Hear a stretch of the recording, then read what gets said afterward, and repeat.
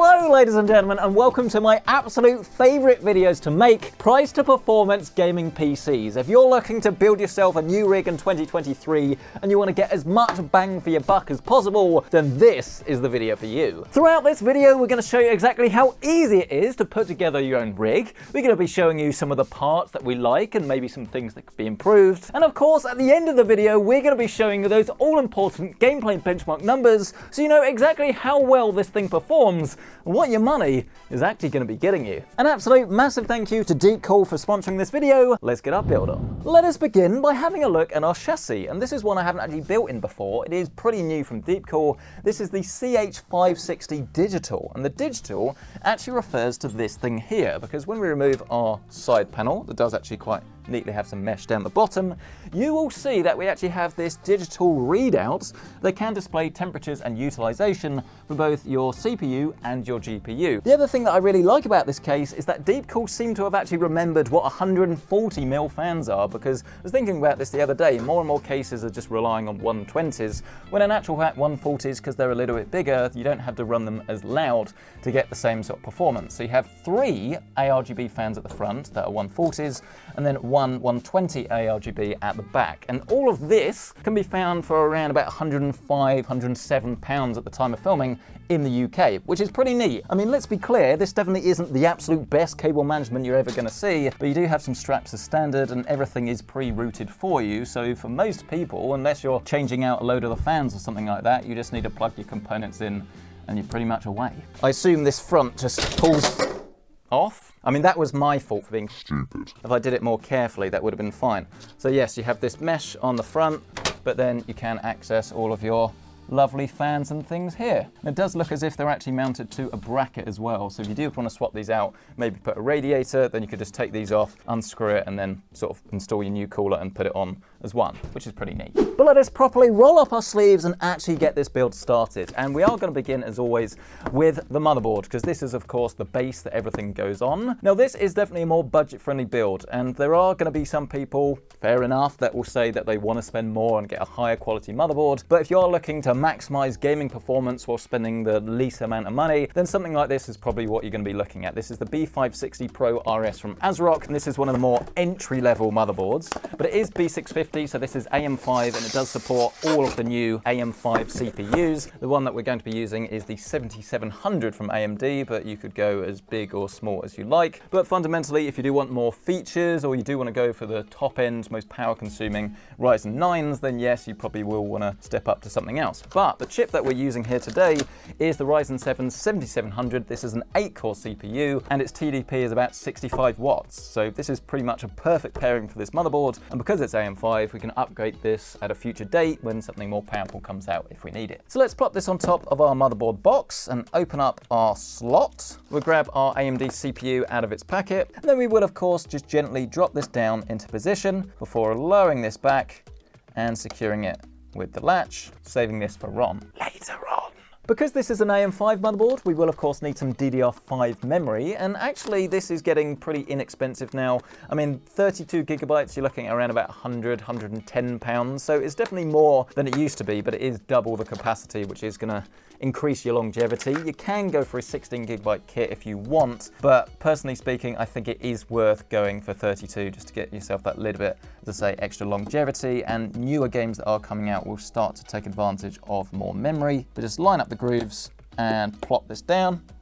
If you're going for AMD, try and get yourself an EXPO kit, whereas if you're going for Intel, then XMP is what you're after. And then of course, last but certainly not least, we will also need an SSD, some storage for Windows and all of the games. And again, you can save a bit of money if you want. You can go for 500 gig, but bear in mind a lot of games are like 80 to 100 gig in size. That's like gonna be 3, maybe 4 games plus Windows. Doesn't make sense. So go for a terabyte or larger if you can, especially bear in mind that the price of this has come down massively. The exact one that we have here is from Lexar. It is the NM790, and this is a very, very quick drive. You can go for Gen 4, but as we've discussed in a future video, actually I think it's a past video, it's live here in the top right corner of your screen, they're just not worth it for gaming yet. We're going to use this top slot as it does come with a heatsink, but if you are using a Gen 5 SSD, then you will need to swap this and place it here in order to get that performance. But it is very straightforward. Just make sure you do take this little protective cover off of the little thermal pads so you actually make good contact. Then you just line up those screws again and screw it till it's safe and secure. It's always worth checking your cooler at this stage just to see how it attaches to your CPU, especially if you're going for an air cooler. Now would be the time to actually mount this. But if you're going for a radiator, which we are today, the LT520 all-in-one liquid cooler, then you might find that it is easier to do the mounting bit now before it goes in your chassis. Inside the box, you'll find your cooler itself. This is a 240, but you can get this in a 360.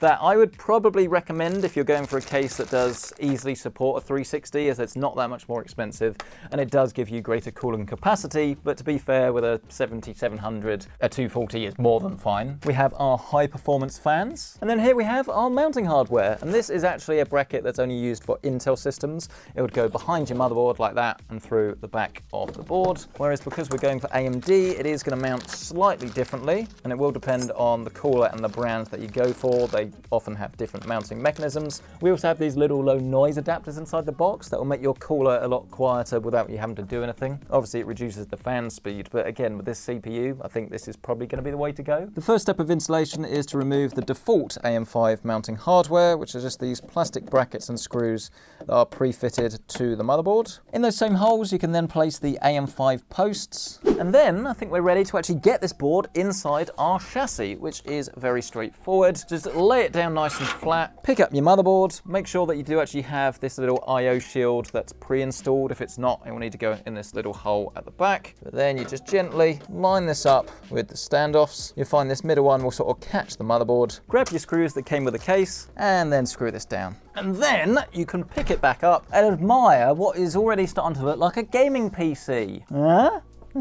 Now comes the bit that I think a lot of people are quite intimidated by, which is all of the cable management, but it is pretty straightforward. You've got your USB cables, you've got your USB 3, C, and A, and this is what's actually going to let our case communicate with our motherboard so it does know all of those temperatures. Analog audio for the front, our master fan cable, and then our presumably power and reset, power and HD LED to actually get the case to function properly. I'll lay this down flat once again so you can actually see what we're doing, but here we have our USB-C, look. This connects just here. Above that we have our USB 3. Down the bottom we've got our HD LED and our power switch. Next to that we have our fan, our USB, and then finally our HD audio. With that out of the way, we can now press on to our cooler, and I think this actually should be pretty straightforward really, because there's plenty of room here, but I would always advise doing a bit of a test fit, which is where you just grab your radiator, you put it in the position where you think you want it, and then you just make sure everything lines up and fits. So we are going to have this as an exhaust at the top, but hold this upright, grab your fan, have it so it's blowing into the radiator if you do want to use it as an exhaust, and then gently hold it up and have the cable facing that way, because then when it actually comes to screw this down, you know you're not going to do it in the wrong order, because as we know, the amount of times I cock it up, do it wrong, have the cables facing the wrong way, because it is kind of difficult to think inverted when you're doing it like this. I don't hate radiators today, just when they're complicated. We get our splitter and low noise adapters plugged in, and then it should just be a case of fitting it down really. Our dust filter removes. Let's get this fitted and secure. Just a bit of a heads up by the way, and some feedback to Deepcool. I'm not entirely sure why they've done this, but if you look at the top of this chassis, you'll see that the 120 fan mounts kind of run out on this side, so I've had to go through the mesh on the top. It doesn't actually seem to matter, but I don't really get why it kind of stops here when you have the 140s. Maybe this is like a structural thing for the mesh, but it's essentially made putting this 240 in the middle just a little bit more tricky. So be advised, you have to use some of your own holes, so to speak, if you're going to copy this approach. But let's plug our cooler fans into this CPU head at the top that says CPU fan 2. We then need to get our little pump head ready, and you can see we have this thermal paste pre-applied. Once you've removed this bit of plastic, please don't touch it, because obviously it will ruin everything and you have to replace it manually. It's very easy to smudge. Just use the screws provided to get this nice and safe. We'll take this little cover off just to make it a bit easier, and then our pump should just line up with our holes with these 4 screw nuts used to secure it down into position. And I believe with that, it should just be a case of popping this on. Oh, I've done it upside down. In my defense, most coolers you have it like this, all right? I know, I'm stupid. Right, has he done it right this time? Yes, there you go. Cooler's on properly now. I guess you could have this any way you wanted. It's just that the logo obviously won't look quite as good. And then, there you are, CPU cooler installed. I mean, this is definitely a more attractive one. It's all about performance and looks, but if you do want to save more money, then for pretty much half the price of this, you could get something like the AK400, AK600 CPU coolers that are air coolers, and then you'd have not quite the same level of performance, would certainly vary, and it would look very different, but as I say, would save yourself some money and give you better bang for the buck. And the penultimate piece of this gaming PC size puzzle is the power supply. And I will say that there is actually a newer version of this. I will leave links along with links for everything actually featured if you do want to check out current pricing in the description down below. But this is the PQ1000M. The newer one does actually have PCI Gen 5 or ATX3 support. So if you want to go for like a new NVIDIA GPU that uses the 12 volt high power connection, then you'll be able to do this natively without an adapter. So that's why Deepcool have actually changed that, but otherwise I think they're pretty similar. They're both 80 plus gold rated, and the M, standing for modular, means you don't need to muck about with cables you don't actually need in your build. You'll see that inside the box you have your power supply itself, all of your modular connections around the back, and obviously power goes in that side. And then in the other compartment of the box you have your spaghetti junction, all of the cables from where I've actually used this before and not put them back very neatly. Let's plug in our motherboard ATX, SATA for the case lighting and display, our PCIe connections for the graphics card, and usually I'd say our CPU as well, but actually I want to do this in the reverse order, which is to plug this in first, right here at the top left. Fiddly, but doable. Then you can just tuck this around the other side, and then we can proceed to actually get this in our case. Fan, of course, facing downwards, but do make sure that you do plug this CPU connection in, a few screws, then you can plug your ATX in to the motherboard, plug our SATA connection in for this little hub at the top, connect the RGB cooler to the RGB case lighting, and then of course we're ready for the final piece of the puzzle. I probably shouldn't have thrown that because it is actually in the box, the graphics card. And I'm going to start by saying this is not a solid recommendation. In fact, I've actually gone on the record and say that this is a pretty pointless GPU. So why on earth am I mentioning it in this video? Well, two reasons. Firstly, because I know people are going to be interested in the 7700 XT to see its performance, but then also because we have already started to see the prices on this drop quite considerably. I saw one of these for about £425 or so, and at that price it is definitely worth considering, because this is not a bad product at all, but for about £50 more RRP you can get an extra 4GB of VRAM with the 7800 XT and quite a lot more performance. So this is not necessarily a recommendation, it's not saying stay away from it, it's saying pay very close attention to the pricing, because the value of this product is going to change depending on when you're watching this. So for RRP, no, I wouldn't pick this up, but if you can get it for a fair bit less, then suddenly it is quite attractive. As for the exact GPU that we have here, this is one from Powercolor. This is the Hellhound. You do have some lighting on it, but it's a little bit more understated. It's quite blue. I quite like it, but obviously there are other brands and things to consider as well. But we've now slotted this into our system. We just need to secure it down. So connect up the power cables, and then you can just use this GPU sag bracket just to give it a little bit of a prop up. But once you've done that, you should see our system is now complete and ready to go. But otherwise, I think that is a pretty cool looking system. It's nice, it's jet black. In terms of cable management around the back, I haven't done any yet, but there are plenty of places to stuff cables if you're a stuffer. I reckon we've got room for us stuffers here. Ooh, all right, maybe I need to do a little bit. No, we got it. We got it. A little bit of bulge. Okay, I'll tidy that up later. But there we are, our completed system. It's nice, it's neutral, but I think having this little display here is gonna let the whole thing pop. And obviously once we get this turned on, loads of RGB as well. Let's get this thing turned on though and see if it works by of course grabbing our PC-centric mouse mat. A link to this is down below, alongside our keyboard and our mouse. We should all be good to go. So let's hit that power button. Satisfying as always, and then watch the whole thing come alive and hopefully give us a display on the screen. And it definitely is a very attractive system. I mean, there is a lot of lighting going on here, so I would try and synchronize some things, especially with this blue GPU, to get everything to match. But it's a nice, neat and tidy size. The case was very easy to build in. You have loads of control for RGB, and those default case fans are giving you fantastic value for money. And of course, you have your little temperature readout that we'll be testing in just a sec. But I think we have some action.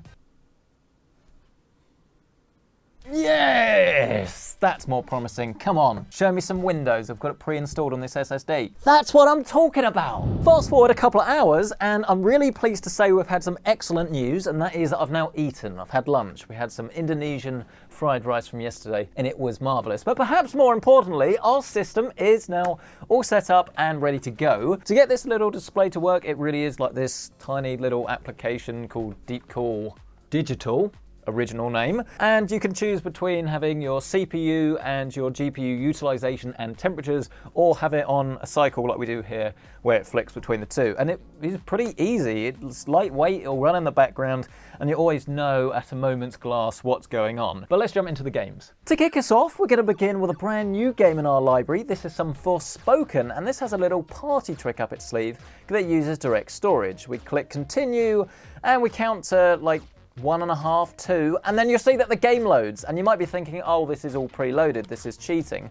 Well, if we load it in again, press enter, and we're back. I mean, if all games did that, how incredible would this be? But let's proceed to go ahead and actually walk you through some frame rate then, shall we? So I admit I haven't really played much of this because this is an AMD title that they gave out to test FSR 3. And we're currently running this at 4K resolution. I mean, the graphics in this game, to be fair, are absolutely insane. And we've got an okay frame rate. And this is kind of what the limitation is going to be for this graphics card if you're wanting to play the absolute latest and greatest AAA titles at the highest quality presets. Then you are going to be not disappointed, but if you're playing on a 4K monitor, it's not really the right GPU. It's not going to quite excel here. But if we do go into the settings, we'll find our graphics options, and there are a couple of things here besides the actual settings themselves that we can change. The first one really being FX Super Resolution 3. We can change this down to balanced as this is running at 4K, and we can also turn on frame generation. I want to see what this is going to look like without, actually, just by turning down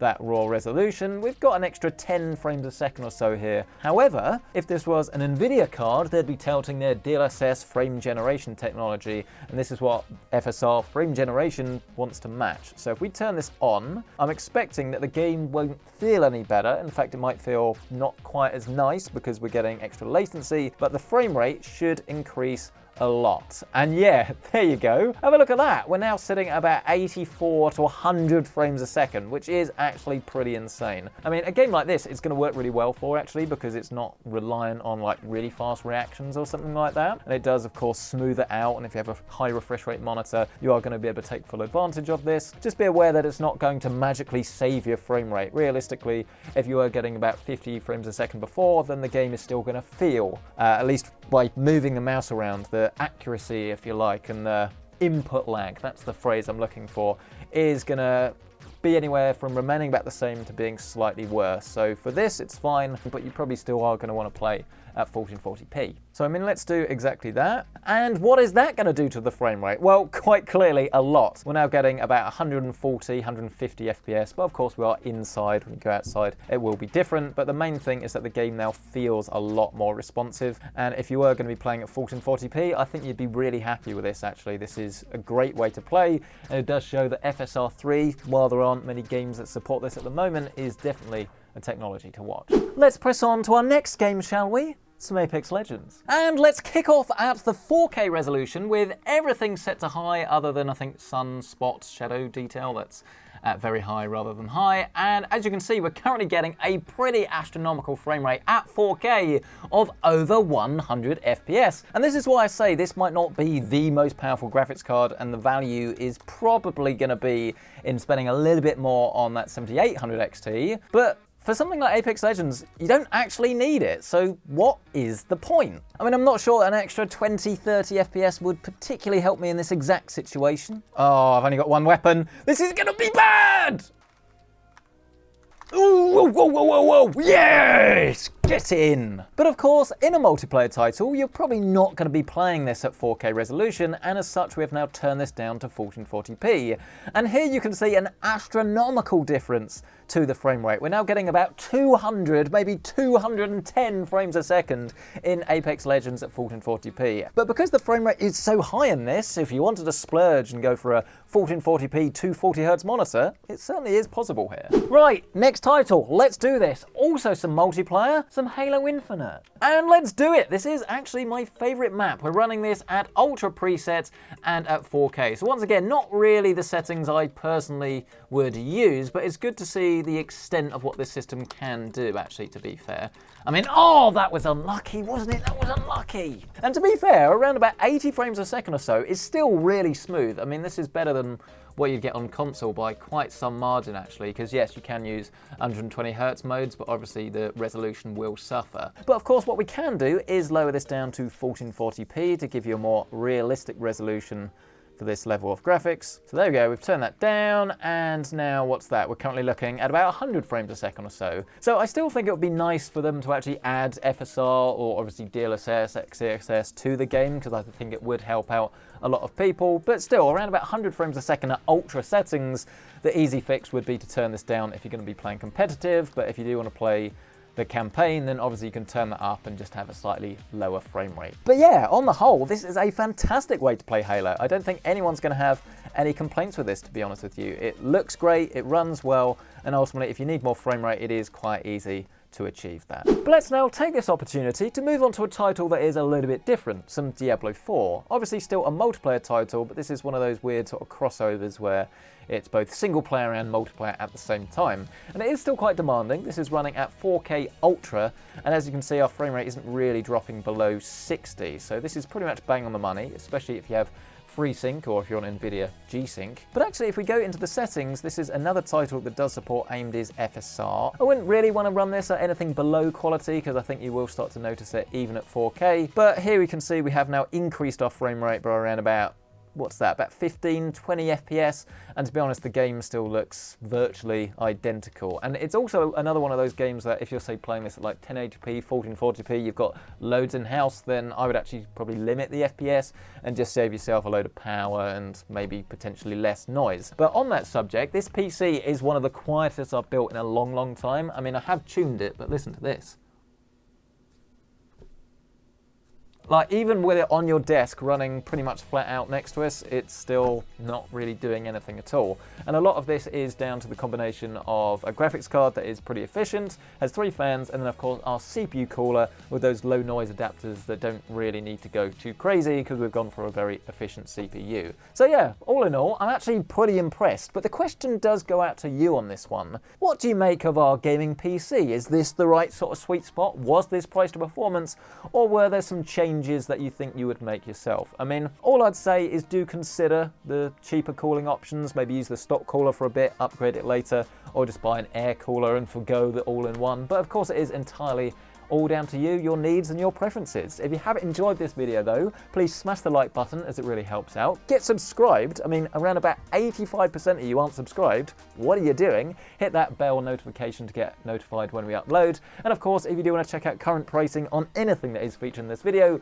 you can find it linked down below with our Amazon affiliate links. But a massive thank you for watching this video. Really hope it's been useful, and we'll catch you in the next one.